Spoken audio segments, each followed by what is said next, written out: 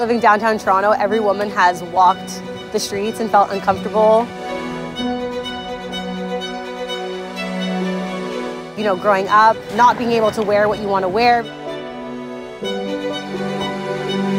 Like, I feel like I've invited unwanted attention because I was wearing like a shorter skirt, or people thought it was okay because of the situation in my outfit, which is never okay.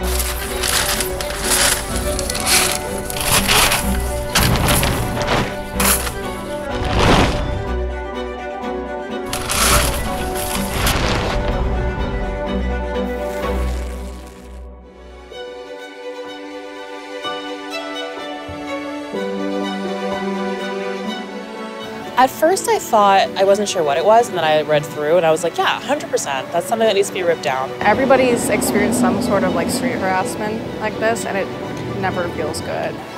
Movements like this and doing something about this is so necessary.